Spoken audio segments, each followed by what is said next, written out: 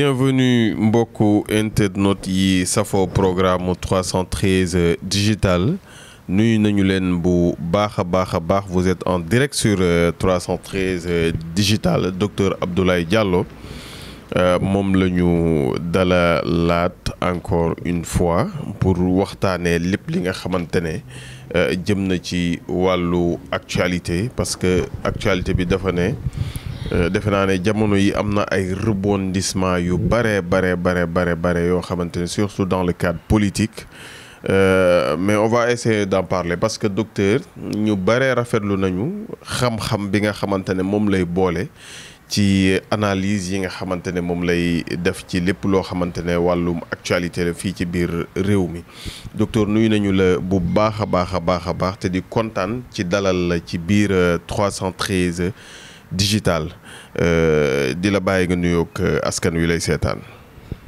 fay naa la mon petit frère de cœur mon petit frère de valeur Vito Gueye yàlla na yàlla sàmm yàlla aar la amiin yàlla lafal la cat di nuyu ay dara bi nga àndal di nuyu équipe 313 yëpp di nuyu ñi ngi fi fekk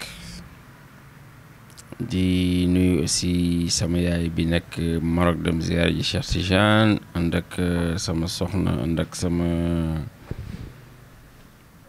ñaari rakk ànd ak sama doom Fadlullahi Ramadan léegi moom Fadlullahi xamal ne Cheikh la à 2 ans jël na wér Tidiane quoi man moom comme muqaddam la mun naa ko def sax muqaddam bu ma neexee waaw parce que xam nga ne man muqaddam it la xan la mën naa may 1000 personnes wér ci même heure ci même minute macha allah.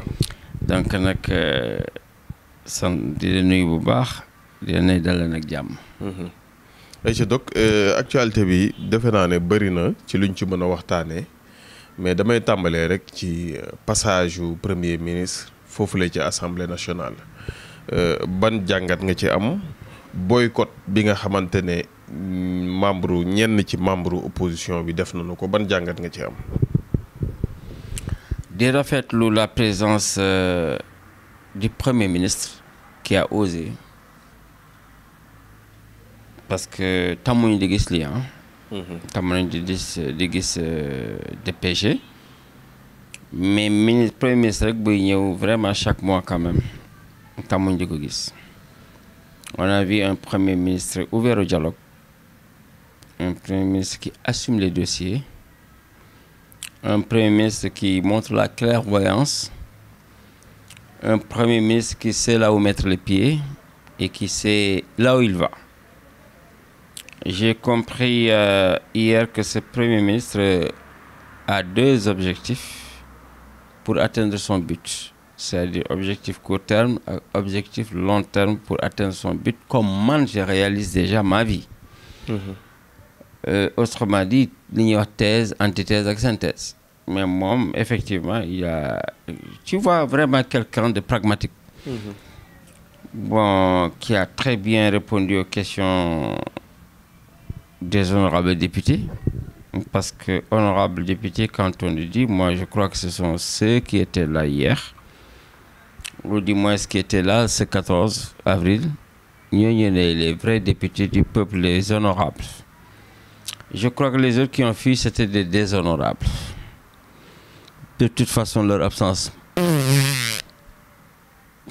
nous importait peu.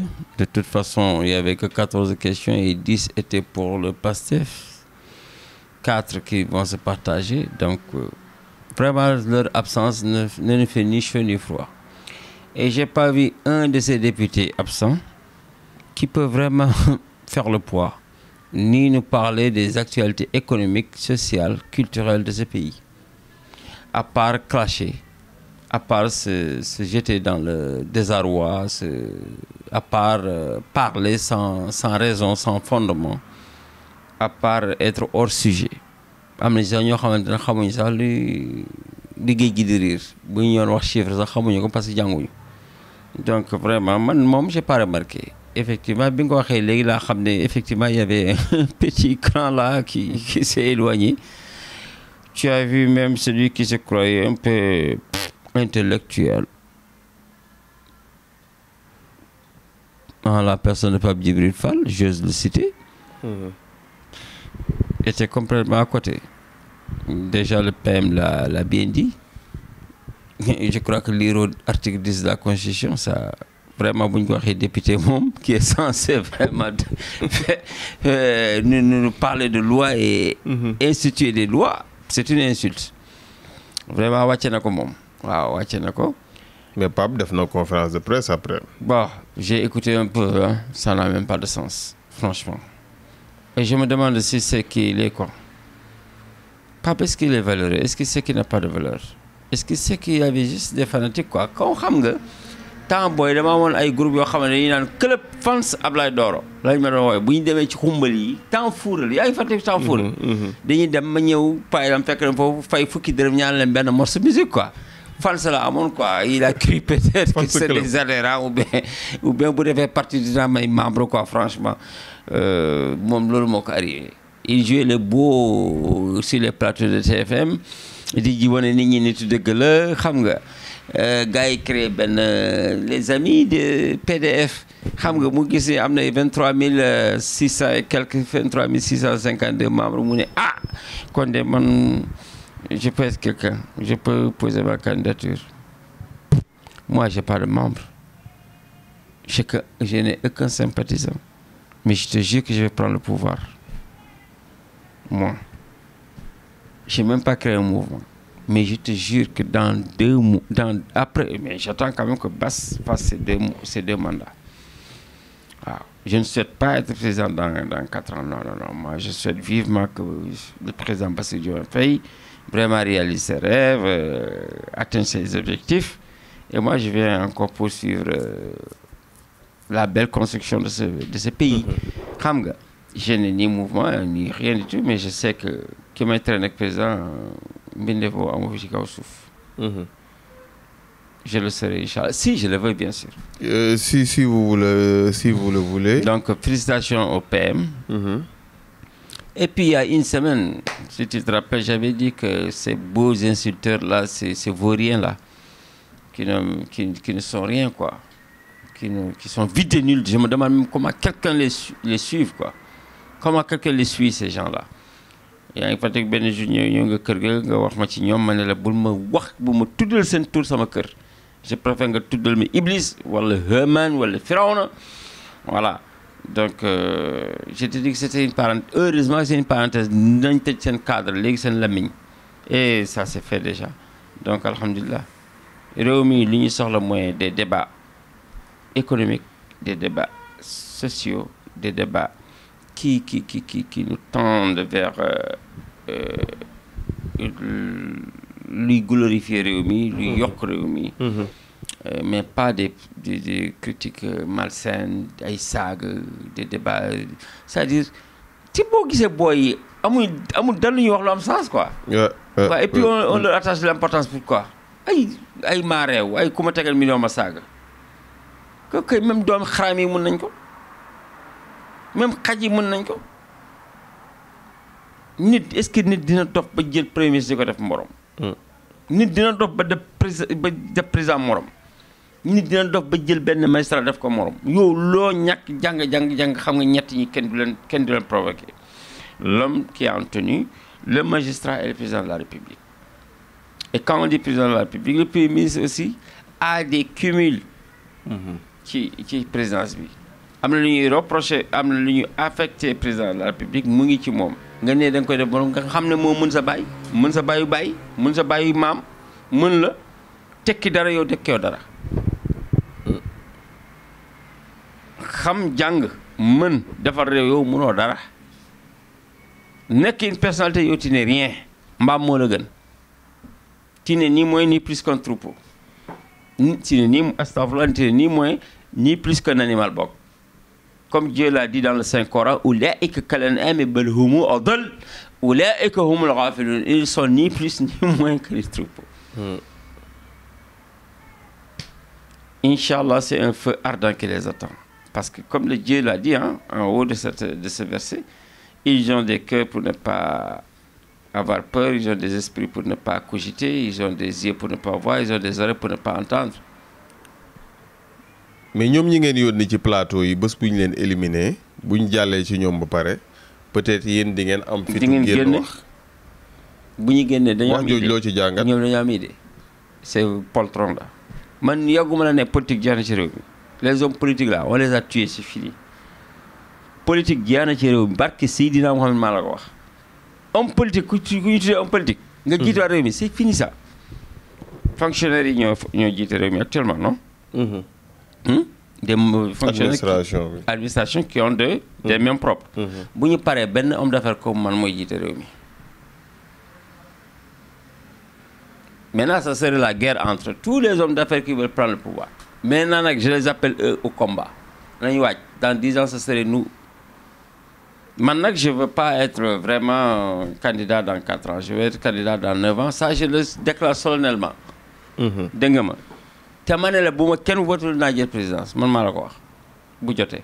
man maa la ko wax de mais je veux être comme Donald Trump réussir ma vie d'abord avant d'être président. man j'ai un combat c'est de créer ma compagnie aérienne d'abord et de foutre un pont entre Dakar et Gorée si Bassirou Diomaye Faye me le permet si je me le permets pas je prends le pouvoir je le fais moi-même avec mon propre argent sans l'argent de l'État.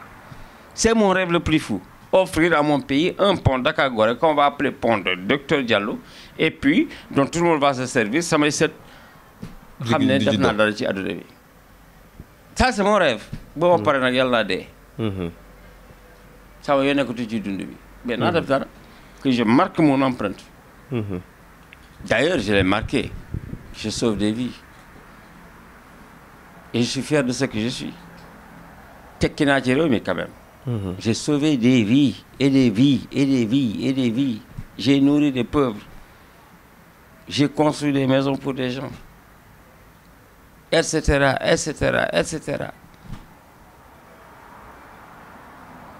xoolal ñi ma doon saaga ñëpp tey samay fans lañu parce que ndekete xam nañu ñi foog ne il est arrogant il est ñi xam nañ ndekete kii nii la ko yàlla bindee kii ku baax la donc sant naa yàlla te dañoo fàtte ne wax naa ci benn émission première émission que j'ai faite sur un écran c'était avec Mamadou Mansour Diop que je salue au passage j'avais dit que le monde peut me traiter de tous les noms il me suffit d'être innocent ma conscience est le tribunal où j'évoque ma conduite et cette conscience elle est tranquille quand on l'interroge xoolal musuma ci déraper xanaa may ngand j'ai jamais dévié yow mos ngaa gis ñu def entretien ma tey feuille ak bic mos nga ñëw di ma poser même sur ma profession ma ne la poser ma question sur tel ou tel jamais et j'ai toujours le même verbe tey ba tey j'ai détenu le monopole de la médecine sant yàlla bu ma président Diomaye Faye soxla Ousmane Sonko soxla mais incha allah dinañ gis léegi waa Dubaï waa Qatar waa tout le golfe là avoir besoin de moi et ce serait trop tard pour eux dommage. trop tard pour eux mais ba tey ci actualité bi donc léegi commencé nañu jàpp waa arrestation Abdou Nguer yow. non je ne parle pas de ce microbe là franchement kooku méritéwul may tudd turam franchement. déedéet non franchement je te dis la vérité je jette même mes lunettes mais franchement ça. non franchement me parler de vraies personnes on fait le débat sinon je te jette ton micro. non franchement non je peux prendre ça. Mais tu me parles de vraies personnes on débat dessus tu me parles vraiment de ces mégots de cigarettes là franchement je jette ton micro. Tu me respectes quoi.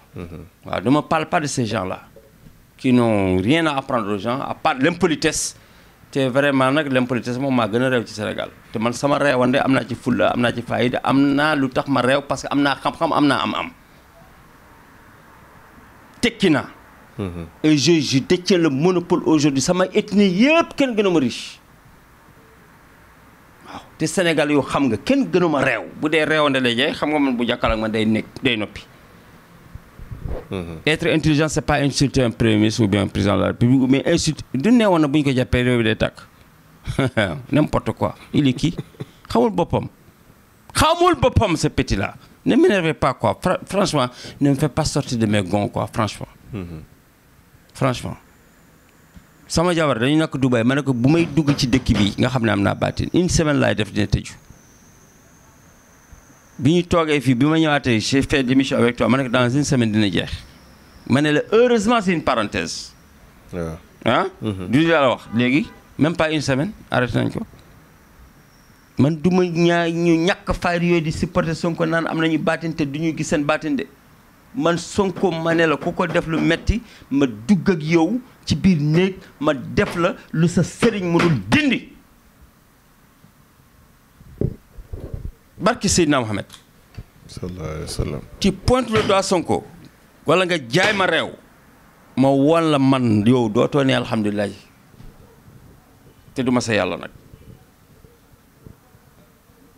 ma ne la déggoo li ma la wax man maa mën a réew man mi am xam-xam am. di sol rafet nag. pas ces wuya ces petits cons qui portent n'importe quoi là. yàq ñëpp mën nañ ko si waaye si idiots là yooyu tamit au lieu di wax lu booster réew mi nekk fii rek di critique. Et vous supportez qui? Un homme qui a volé 18 000 milliards? Vous supportez qui? Quelqu'un qui a crédité 16 000 milliards? Vous défendez qui? Quelqu'un qui a volé 16 000 milliards? Vous défendez qui? Quelqu'un qui a menti au Fonds monétaire international, menti à la Banque mondiale, menti au Club de Londres, menti au Club de Paris, menti au Bretton Woods, qu'il n'a pas dépassé 13 000 milliards. Qu'il est au maximum 13 000 milliards alors qu'il est à 16 000 milliards. Il vole ses 3 000 milliards, il vole ses 18 000 milliards.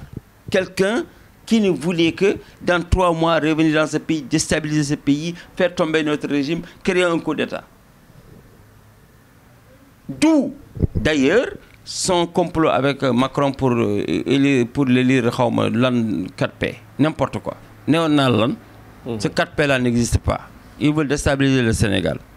Vous arrivez coup d'État, le président de l'Assemblée nationale n'est que président qui élection, voilà, et puis c'est fini quoi. Beaucoup réussiront, vous ne l'entendrez jamais dans 4P. Et c'est ce qui s'est passé. C'est ce qui s'est passé. Maintenant, il est là, le président de la République l'a bien dit d'ailleurs. Il fait des coups bas. Effectivement, parce qu'il détient, il croit peut-être que c'est lui, le ministre des Affaires étrangères du Sénégal aujourd'hui. De par ses connaissances, il use de ses connaissances pour dire un pays qui a fait de toi un directeur, un ministre, un super ministre, un président de l'Assemblée nationale, un président de la République, 2 fois, un pays dont tu as volé des milliards, ta famille a volé des milliards, amoo loo leen di delloo njukkal lu dul ñii ñëw di defar réew nga leen di gàllankoor. Et ce petit con là ñu ko ne di ko bëgg. Maintenant, ils croient qu'ils sont très malins. Ba dem ba jaar ci Ouattara. Pour Ouattara, xam na ne mënul toog ak Bassirou Diomaye Faye. Di wax premier ministre pour toog ak moom. Et c'est même pas ça, c'est lui qui dit à Ouattara, c'est Sonko le problème, c'est pas Bassirou Diomaye Faye. Xam nga ça, c'est manquer de respect à notre président de la République. Dire que c'est Sonko même le président. woowal moom ngay toogal lu mu wax bas loolu lay def. Et des gens qui n'ont même pas eu honte de titrer à la une que Ouattara convoque le premier ministre du Sénégal. On dirait que le Sénégal est une province de la Côte d'Ivoire. Vous insultez notre pays. C'est une insulte ça. On dirait qu'on n'est pas indépendant, on dirait qu'on n'est pas un pays intègre. Où est l'intégrité territoriale? Où est la souveraineté nationale? Et ils ont bien fait de convoquer le juge qu'il a fait. On insulte ton pays et tu encourages ça. C'est ça être un patriote. C'est ça aimer son pays. Man dama dinaa dégg lu ñaaw ci yow ma ñëw di la ko nattali. Xam nga dama takk benn jabar bu ma bëgg bu ñëpp bëgg. Sama jabar bi ma takk temps yi mooy kii toog nii. Ku ma sëkkal tara nga xam nga ngoram. Ku ma toogal benn heure xam nga ngoram.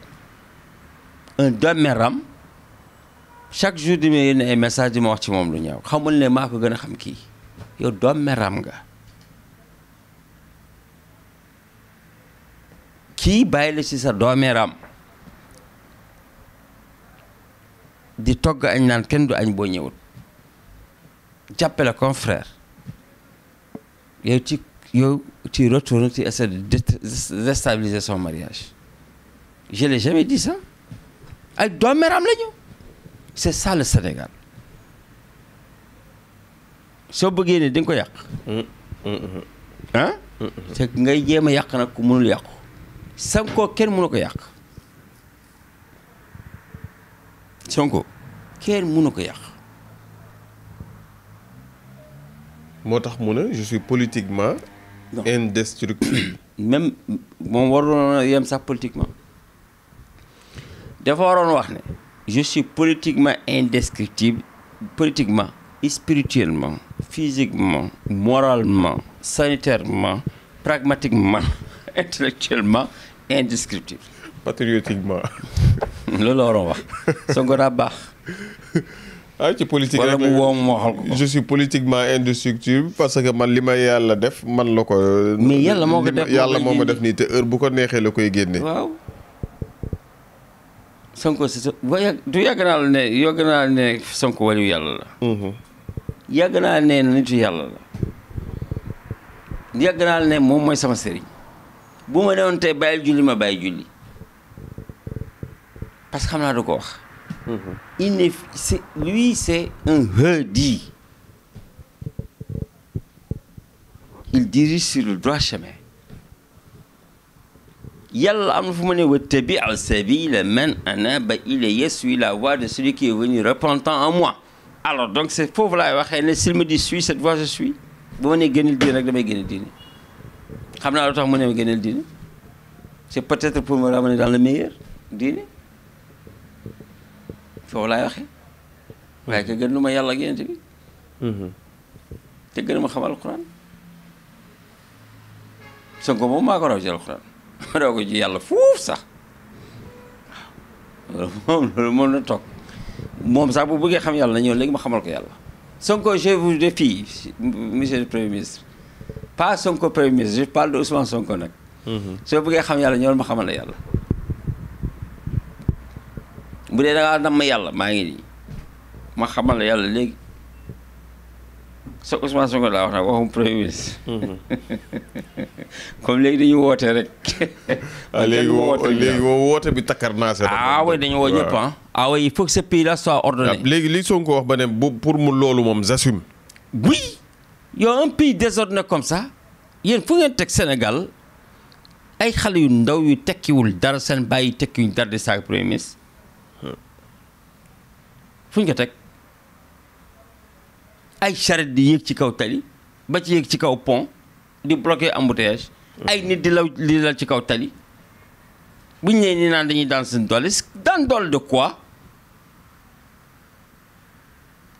xoolal président de la république yéen seetlu leen benn affaire bu ma choqué man bi muy génn palais laa ñu koy filmer pour dem place de l'indépendance xaw ma fi ñuy defee indépendance bi tali yi mu jaar yépp y avait du sable. La mairie n'a même pas balayé les routes. Toutes les pistes là, puis piétons di jaar yëpp suuf la c'est honteux même ci biir ci goudron bi dafa amoon suuf.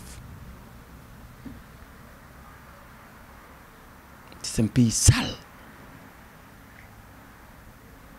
qui mérite d'être lavé à grande eau.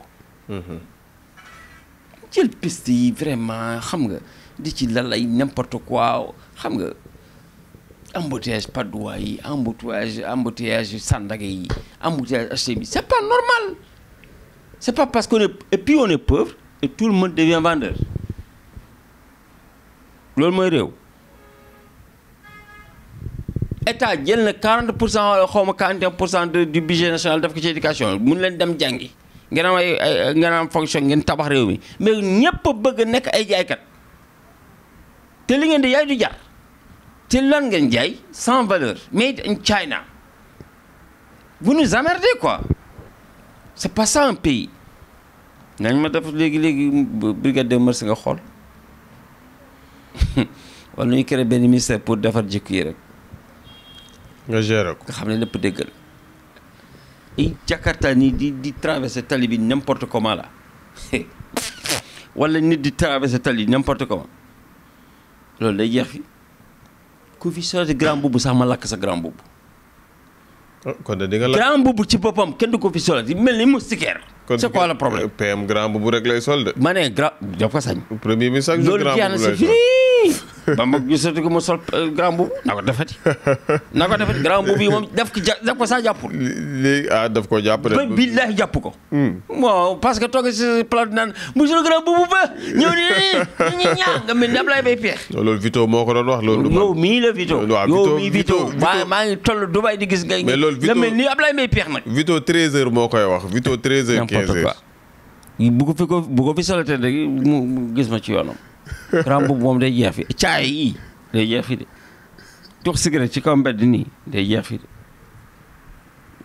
de ay dangal nii rek jigéen ñi di toppandoo fi gabonais yi congolais yi ñëw fii di suñu réew mi université fees fii di sol n'importe quoi ngeen leen toppandoo loolu day jeex fi de ñëpp wax lañu sol ñëpp pagnel sa yi doon pas de rebeuses pas de mini-jupeuses pas de dangaleuse waaw dañ ma jox réew mi parce que si daa ma met comme Dubaï laa koy def comme Dubaï léegi yar sa poche lay nekk. Ah non c'est fini ça. ay à péage yu am autoroute à péage yu am embouteillage foo ko gis loolu Sénégal il y a trop de désordre dans ce pays là et la solution c'est une seule dindi ñu jaaykat ticket yi ngeen def lépp automatique quand même le monde est informatisé. loolu lu yomb la. léegi lépp normal. franchement ay car rapide yoo xam ne depuis 40 ans seen existence amatuñ sa pièce détachée ay njaga njaay di daw ci tali bi non ça c'est fini ça. xam nga man y a quelque chose de paradoxal. oto bu ëpp 8 ans du fi dugg te oto buy daw depuis 100 ans di fi daw. où est le sérieux dans ce pays? loolu moo yéeme. ay policiers cri di taxaw ci mbedd mi loolu daa xewi. policier taxaw ci mbedd daa xewi gendarme taxaw ci mbedd daa xewi tout est informatisé tali yi ay caméra la war a def policiers yi dugg ci quartier yi di yar nit ñi moo tax désordre bari di parce que fi ñu waroon taxawuñ fa.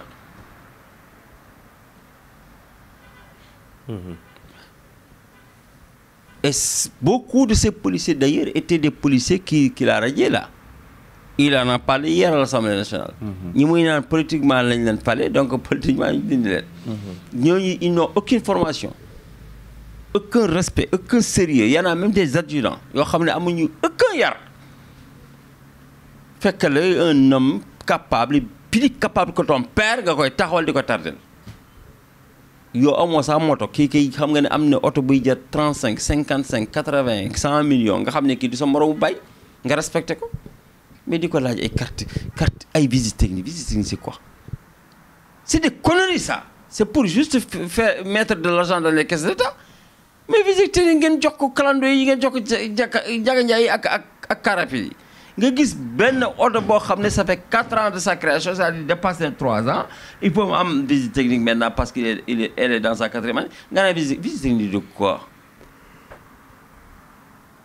Visite technique de quoi? Boo xam ne commissaire sa patron bi yoru bu mel noonu pour retarder les gens. C'est quoi ces futilités là? Il faut qu'on soit sérieux quoi. Di arrêter nit ñi à tort à raison. On dirait guerre. C'est quoi ça? C'est quoi ça? Un homme de tenue qui se respecte, un policier, un gendarme, tu crois qu'il est fier de se mettre sous le soleil là, d'arrêter la auto?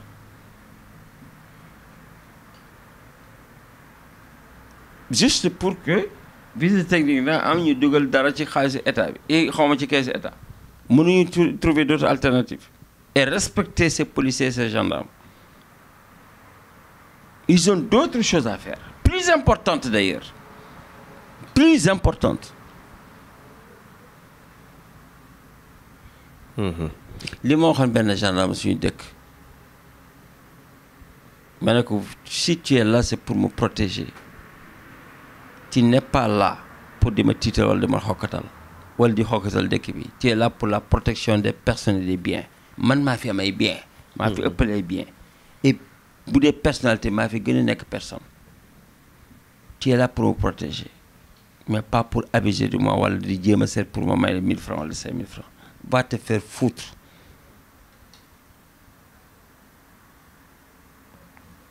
ma ne ko gis nga préfet yi ak gouverneur yi nekk ci région yi c'est pour ñun li ñuy dox yëpp pour ñu xam lan la ñuy dox moo tax duma ci xaritu ak kenn bu ñu déggee suñu biir dëkk yi li ñu fa indi li ñu fa def nangam c'est un compte rendu qu'ils vont emmener jusqu'au ministère de l'Intérieur joxe bulletin de renseignement quotidien ba ci président man dofuma di. D'accord. Et c'est nous qui vous payons parce que ñun ñoo yor économie réew mi. Alors si tu me respectes pas, tu vas respecter qui? C'est moi qui paye ton patron.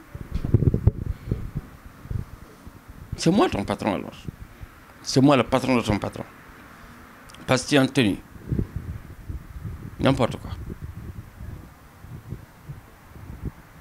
Moo tax ma ne il faut ma jël reen yi ñoom ñii nañ ma defaral rek nañ ma defaral pays bi nañ ma jàll lépp ci yoon créer ma ay infrastructure man je vais industrialiser le pays wax ji jeex et j'informatise tout. amatul xobet. Non c'est fini tout ça. ay nodd fii 2 heures du matin c'est fini ku fi noddati 1 heure avant fajar dama lay tëj. Il y a plus de désordre là. désordre bi day jeex de. bëri de fay ñëw. donc li sama soxna waxoon ne xaw ma benn ay sëriñ yi dañuy naan bul gis seen zahir gisal seen baatin ma ne ko sëriñ bu fi amul zahir bu baax bandi nga kaccoor nga imbécile nga maa ko wax. sëriñ buy tudde boppam sëriñ ni naan bul gis zahiram buy tux sëriñ bul xool bul mandi buy xool buy drogué bul xool gisal baatin baatin de quoi baatin de quoi. Sëriñ kay da ngay nekk nit ma jéem a roy ci yow saa yi nga wor ma yoon bu baax mais yaa ma gën a kaccoor man damaa kaccoore ma bëgg nga defar ba ndekete yaa ma gën a kaccoor yaa ma yónnee ma jëndal yamba yaa ma yónnee ma jëndal drogue yaa ma yónnee ma jëndal jiin kooku sëriñ la. Et imbécile que le fidèle est hein di topp kooku que ce faux fidèle entre guillemets c'est pas sérieux quand même. yooyu day jeex fii. yooyu day jeex. ay daaru yu ñu dul fay sëriñ ñii di jàngale alxuraan yëpp dañu leen di fay salaire comme on paye les gens qui enseignent le CICP. parce que c'est le système français. français quoi. loolu je suis d'accord. ñii ñu ngi ba suñu micro yi c'est écouté parce que France moo ñu moom il faut ñu dindi loolu yow lu tax nit ñi di nekk ay sëriñu daara duñu leen fay te ñu ngi jàngal doom yi. te li ñuy jàngal mu ëpp importance. ñuy fay ñuy jàngal conneries duñu jàngal duñu fay ñuy jàngalaate yàlla. pour quelle raison ça yow xanaa kay élèves CI CP C1 CM2 CM1 xaw ma ñooñu ko ñoo waroon yelwaañ mais pas ñii di jàngal Alxuraan. CI CP CE1 CE2 CM1 CM2 ñoom ñoo waroon yelwaani jànguñ fi tous lu baax à part le système français bu ñu noon tey aujourd'hui la langue officielle c'est arabe là tous ceux qui se disent professeurs ici là même ñi intellectuels vont devenir des nullards. Ça c'est sûr. Covid-19. ban jàngat. Covid-19 n'existait même pas pour moi te yàgg naa ko wax et j'ai raison. Toujours l'avenir me donne raison. C'est de la foutaise. C'est l'Europe qui voulait vraiment tuer la Chine, qui était en expansion économiquement. Virus bi ñu ko créé ci Institut Pasteur France yóbbu ko def ko ci ay glacières yóbbu ko Chine ñu yóbbu ko foofu foog ne ay bi Chine rek la yem ñu ubbi foofu virus bi. Il y a d'autres virus d'ailleurs qu'on a encastrés qui vont sortir bientôt. Ma xamal la loolu. C'est le système des Illuminati. Kooku c'est un autre débat. wax naa ko bu yàgg wax naa ko du ma ko répété waat da ngeen di sol ay masque xamuñ sax masque dégg naa benn médecin déjà naan kii dugg moo war a sol masque yow kii muy fekk jaru ngay sol masque. ndeysaan ñoom lu tubaab yi wax rek ñu wax tous ces faux médecins là ne sont que des théoriciens ne sont pas des praticiens.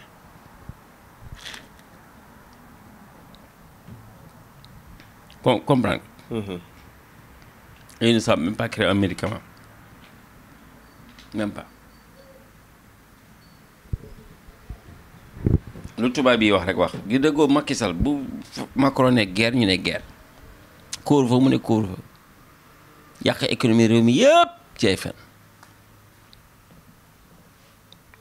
yow virus dina jeexee nii grippe dina jeexee nii pendant que hépatite B fait des ravages kenn waxu ci dara hépatite B moo dàqarey Covid mu ngi fii ci réew mi am pagaay état bi jàppalewul sax ñii di faj hépatite man mii nga xam ne man maay kese kuy faj hépatite B maa ngi nii de recevoir n fois n facteur de n président patient d'hépatite B te mënuñu fay parce que il faut minimum 430 000 pour se soigner en 8 mois c'est-à-dire chaque mois 50 000 état jàppalewu leen te waxul ci man je me demande s'ils sont sérieux 1000 milliards la ñuy voté génne ci gafaka réew mi jox ko Macky Sall 600 milliards yi dañ ko leb da nga wal dëggoom 400 milliards yi la ñu génne ci gafaka réew mi 600 milliards yi sa doom sax dina ko fay ay imbécile téye ko yàq sàcc ko def ay facture anormal bind sax ay gants yoo xam ne existé wul ay masque existé wul ay lal yu existé wul ceeb bi yu existé wul l'argent du contribuable sénégalais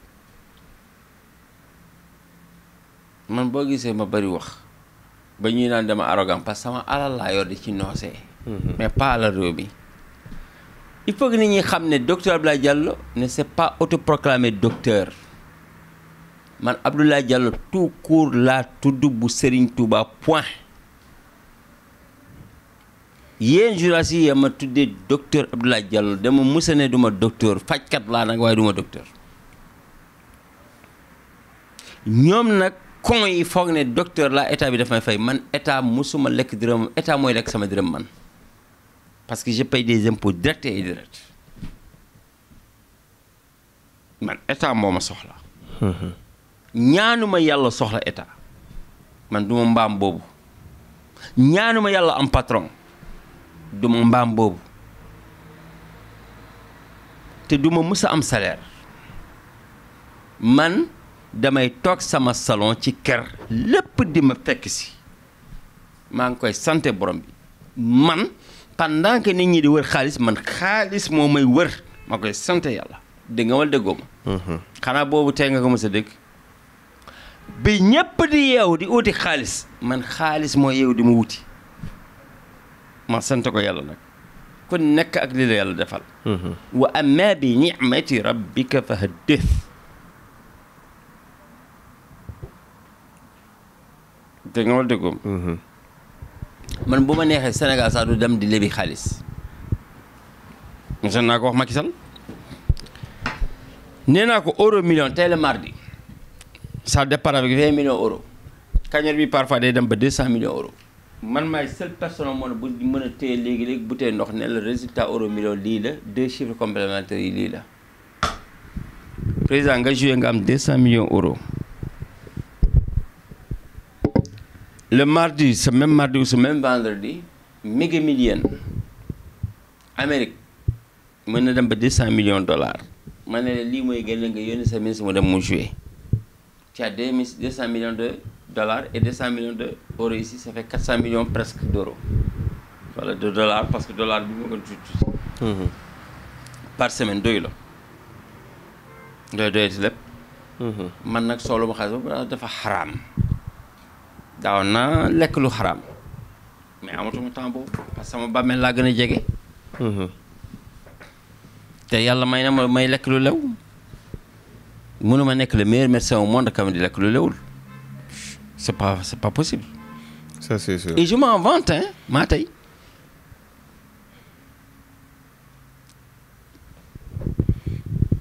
maa tey Donald Trump se vante d'être le président des États-Unis. Moi, je me vante d'être le seul au monde qui soigne la colopathie, le seul au monde qui soigne le diabète, le seul au monde qui soigne l'hépatite B, le seul au monde qui sait soigner l'asthme, le seul au monde qui sait soigner l'ulcère d'estomac en moins de 4 semaines. Colopathie, tout va bien, je le soigne en moins de 24 heures, en 8 heures de temps. Bon. Ulcère d'estomac, tout va bien le faire à vie, avec traitement calmant, je te soigne en 3 semaines. Hépatite B, je te traite.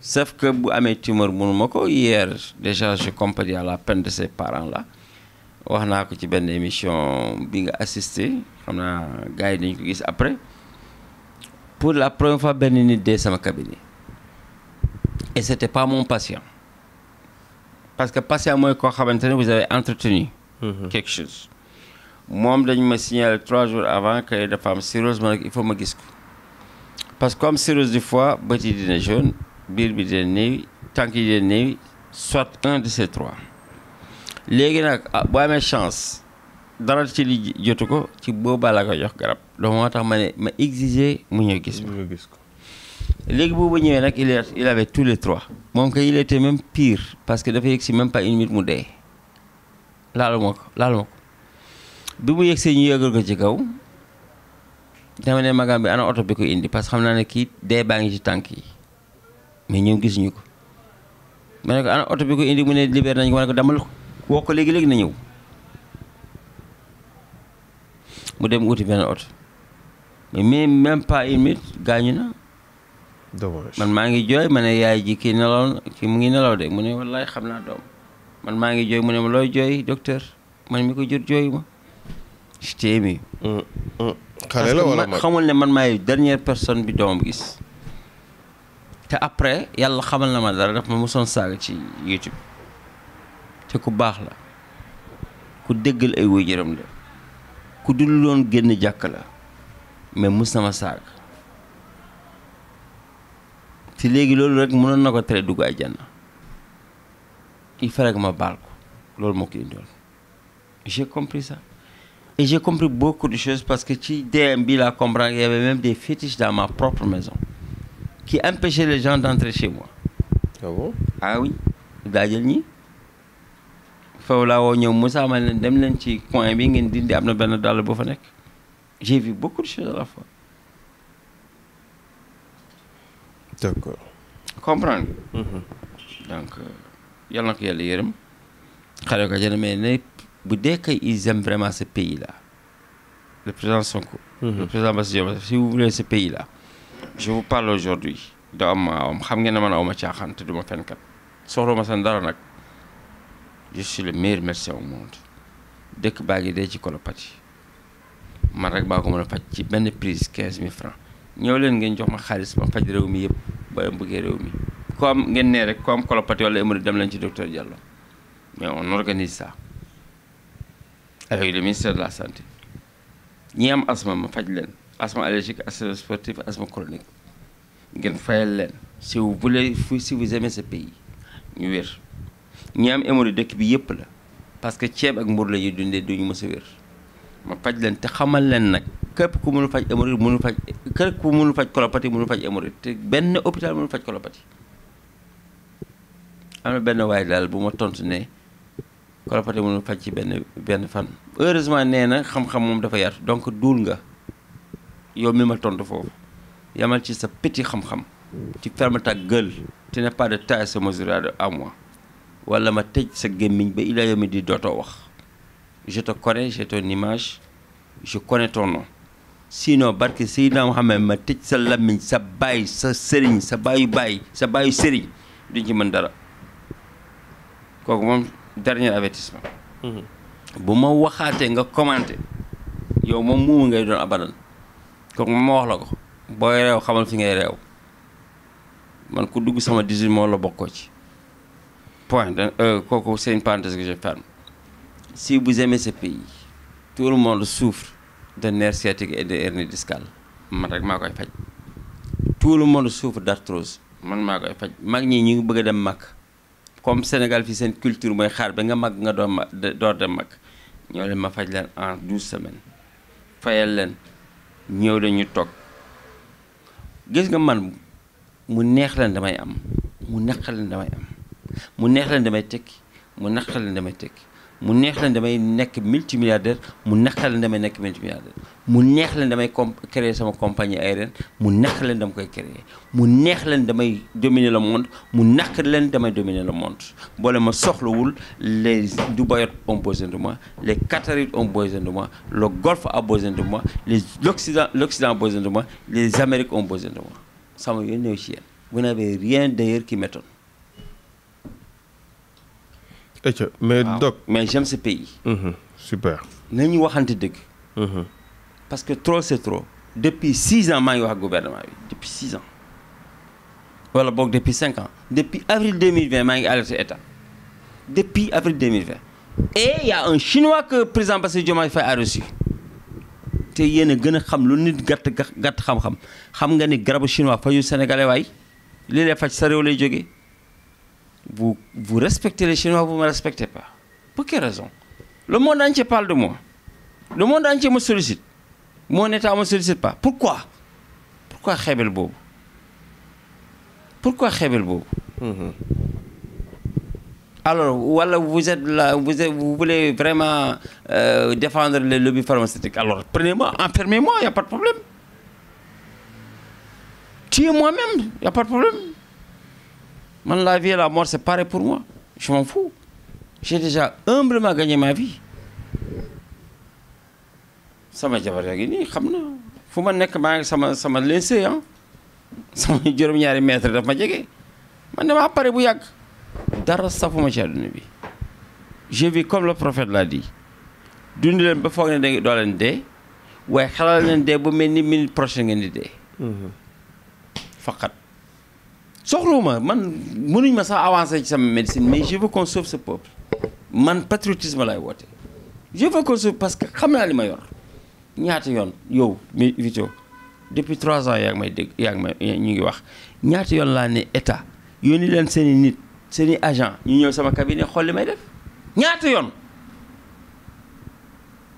un état sérieux dina bàyyi noonu si j'insulte tout de suite ñu woo ma si j'insulte le président tout de suite ñu woo ma wala ma insulter premier ministre tout de suite ñu woo ma léegi j'appelle ce pays depuis 5 ans maa ngi woo ce pays là à venir dans le meilleur li tubaab mënul faj lu ñu amul benn solution population bi population baa ngi dee ma leen ciy woo kenn du wuyu où est le patriotisme qu'ils incarnent où est aimer son pays qu'ils incarnent man mënuñu wax dara la may gëm. Oui, ça je vous le dis, hein, honnêtement. Parce que si côté bi ma féete bopp man tu sais que man je n'écouterai jamais un médecin tubaab jamais parce qu'ils n'ont rien à m'apprendre man li may faj du jógee France. Jamais de la vie li lay faj sa réew la jógee c'est paracétamol et c'est comprimé là tout le monde sait que ça crée l'hépatite B. yaa ngi fii tubaab bi commencé nañ indi ay limon yoo xamante ne sax amul grain sama jabar tayal kede limon yooyu la gën a préféré dagg ko naan nii paccal amul grain xam nga ne kay ferñeente aliment végétal bu amul grain nga xam ne kay baaxut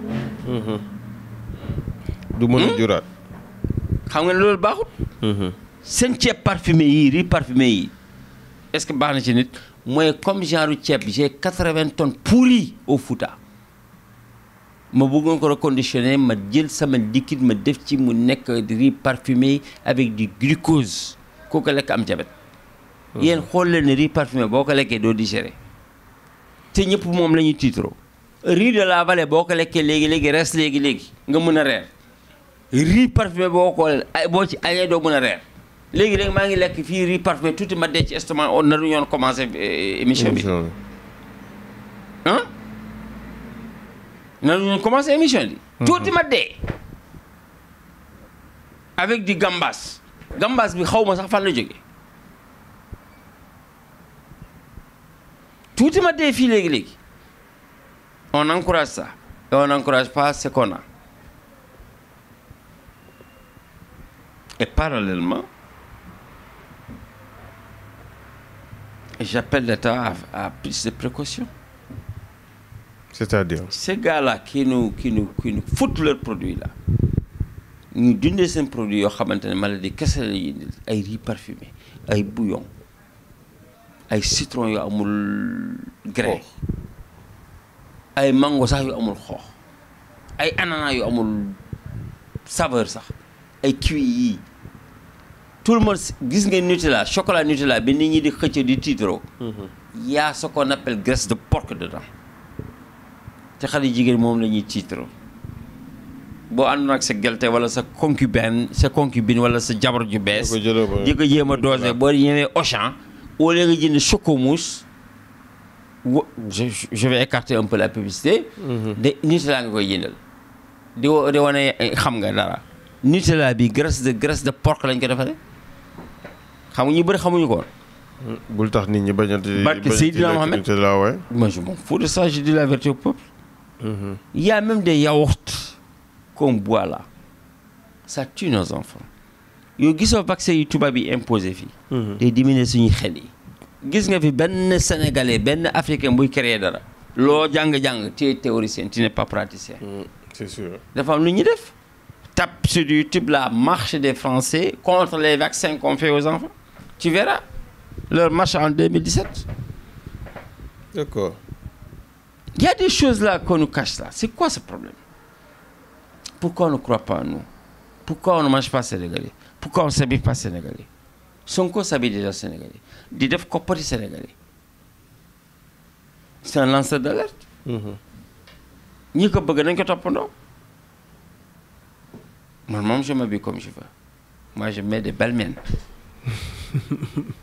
ayca yama neex ayca sama jabar bal mel lay solo si super bon léegi déglu ma dama bëggoon nga ñëw ci vague d'arrestation bi non maa ngi ñëw d'abord ci tubaab yi nit ñi coloniser ba léegi di ñu rey nank-nank kenn dundutu fi 90 ans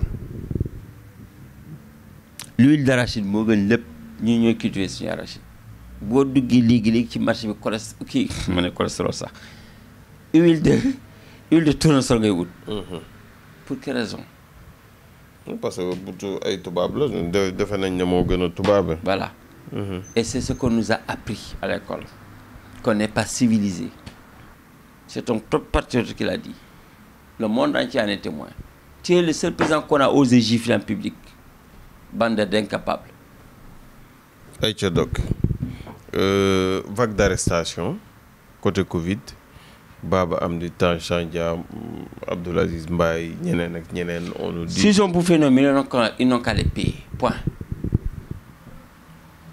on ne va pas nag notre sieur là ñu koy sàcc ba pare ñoom ñooñu doon saag bi Tange Tandian insulter tous les jours Ousmane Sonko insulter tous les jours les gens de Pastef qu'ils payent les pots cassés xanaa sañoo ko kay et quoi li ñu doon wax ne justice bi dafa yéex ak yooyu noonu mais on nous dit que wax naa la ko mais dafa yéex parce que man y a un faux entrepreneur qui a bouffé mes millions que j'ai porté plainte c'est au tribunal de Pikine ça fait 1 an ça traîne plus d'1 an même mais au moins faire pas ce gars il ne me rembourse pas mes millions. mais on nous dit que 200 personnes déglu nañ leen ci bile dossier ak yooyu. moi j'ai horreur de parler même de cette justice là parce que dañ ma tooñ man mon dossier qui traîne dans leur bureau là ça m'énerve li ñu leen wax ñoom la. déet waay. wallahi li ñu leen wax rek doyut comme j'ai un dossier en suspens là j'attends. kon daal nañu doxal. li ñu leen waxal ñoom la. ayca politiquement à quoi s'attendre maintenant dans du Sénégal sax laay wax à quoi s'attendre. un Sénégal meilleur un lendemain meilleur. instant bi ñu toll nii. instant bi ñu toll nii li président Sonko war a def mooy mu ñëw nommer ma sans salaire nag. bugguma salaire bugguma oto. j'en ai tout là xaalis am naa ko. ay oto am naa ko ay moyens am naa ko. na ma nommer rek éducateur. ma yaral ko dëkk bi. éducateur. barki yàlla. ayca mais déglu ma. ma yaral ko réew mi. wala toujours metteur en ordre. barki Seydina Mouhamed kenn dootu fi dox di sol carax ci mbedd. c'est fini ça. tali bu salté c'est fini ça. ay Vito Gueye di ñëw fii di may interroger sol chemise ubbi débardeur bi nii dënn bi di feeñ non c'est fini ça.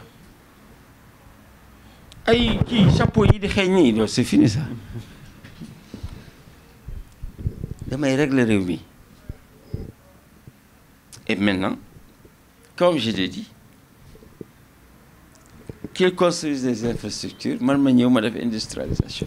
mais donc gis nañu benn vidéo. Sénégal ne peut pas être comme les États-Unis d'ici vraiment d'ici 10 ans. gis nañu benn vidéo Barthélémy Diaz Bougane Gueye. Je parle pas de ces gars-là. Badara Gadiaga. Non, franchement, il ne mérite pas que je prononce ça. En France. Non, ça, il ne m'intéresse pas, franchement. C'est pas des modèles. Non, franchement, il ne mérite pas que je parle d'eux. Yo, ça vraiment mérite tout de cette tour. Franchement. Non, mais moi je parle d'actualité. C'est 3B là, vraiment, non. 313, vous venez pour y aller, c'est clair, quoi. Vous faites du goût, là, il y a une tour, c'est ce micro. Franchement. Des voleurs de diplômes, des voleurs de milliards, des voleurs de Johnny, des fabricants de douches incomplets, douches, quand même, ça ne mérite pas d'entrer dans le Jason, quand même. Sois élégant, quand même. Moi, je ne parle pas de ceux qui sont contre Sonko, quoi. Et je ne parle pas de ceux qui n'ont pas vu Sonko venir, quoi. Parce qu'ils n'ont aucune lecture, quoi, de la vie. Man, képp koo xam ne gisoon Sonko mooy fal wala mooy fale rek xamal ne teguma la ngay nit te man 3 mois avant au mois de décembre déjà je disais que gisuma kuy tere Sonko falu Sonko mooy falu wa ila moom mooy fale kooku wax naa ko Feeling Dakar en décembre 2023 et plus précisément même en octobre 2023 nee naa leen ñi ngeen di gis ñii ci liste yëpp kenn du falu. D'accord. ngeen ne quoi ma ne ko billahi ñu ne même Ousmane Sonko ma ne ko même Ousmane Sonko du falu. Macky Sall ma ne ko wallahi Macky Sall du falu bu defee Amadou ma ne ko wallahi du falu. Bougane ma ne ko bu la ma tuddal kooku de ça dem élection ma ne leen xaw ma kan mooy falu waaye bokkul ci liste yi ñi ngeen nommé ñëpp nekku ci barke alxuraan ni laa ko waxee woon